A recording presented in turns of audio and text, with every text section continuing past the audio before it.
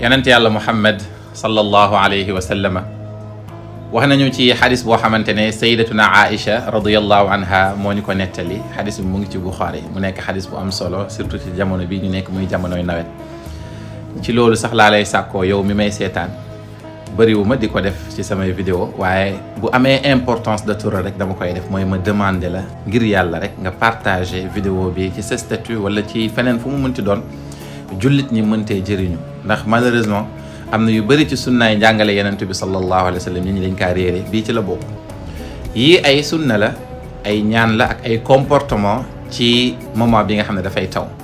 alhamdulillah fan yi moo ngi taw yàlla na yàlla barkeel taw bi sayyidatuna Aïcha radiyallahu anha mu ne yenent bi sallallahu alayka ya habibi ya rasulallah bu daan taw dafa doon wax baati allahumma sayyiban nafi'a nañ ko jàpp allahumma sayyiban nafi'a li muy firi mooy yàlla ñu ngi lay ñaan yàlla na nga ko def mu nekk sotteeku gu barkeel maanaam taw bi mu nekk sotteeku gu barkeel. loolu dafa bokk ci sunna yi nga xam ne dañ ko doon jëlee ci yenent bi sallallahu alayhi wa sallam beneen bi benn comportement la bu mu daan def boo demee ci hadis muslim numéro 898 di nga gis ne yenent bi sallallahu alayhi wa sallama dafa doon barkeelu ci ndoxu taw bu daan taw dafa daan fexe ba mu lal loxoom wala karawam wala lenn ci yaramam buñ ko laajoon lu tax mu ne lii nii dafa bàyyeekoo ci yàlla directement kon loolu dañ ciy jàngee barkeelu xadis boobu nee naa la mu ngi ci muslim ci numéro 898 yenent bi sallallahu alayhi wa sallam ba tey bu daan taw dafa doon ñaan wii boo ko mënee wax ci arab baax na boo ko mënul wax ko ci olof mooy allahumma inni as'aluka xayraha wa xayra ma fiha wa a'udhu bika min sharriha wa sharri ma fiha bul fàtte partage bi ma la waxoon boo seetaanee ba pare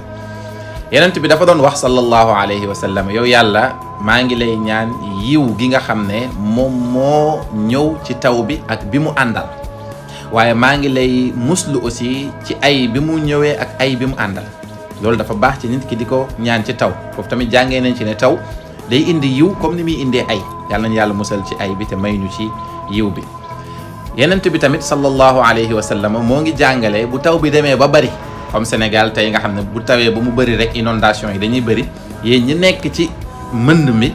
jàpp leen ñaan bi ngeen koy ñaan képp ku koy ñaan ànd ngëm doo loru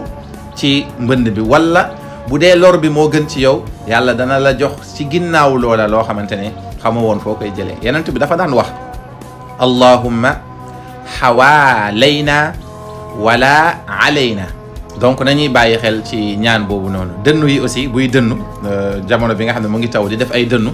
alquran dafa ñoo jàngal te jëlee nañ tamit ci abdullah ibnu zubair dafa doon wax subhana wa yusabbihu rraadu bihamdihi wal malaikatu min xiifatihi dënn bi du la yàkkal dara yàlla na yàlla defal nawet bu am barke ñoo ngi leen di woo ci liggéeyu daara alquran bi ñuy def fii ci Thiès quartier Bourde képp ku ci bëgg a def dërëmam jaayanteeg yàlla mun nga ko dugal ci numéro yi ni incha allah yàlla na yàlla defal fathu defal ñu tawfiq bi jaahi rasulillah inda allah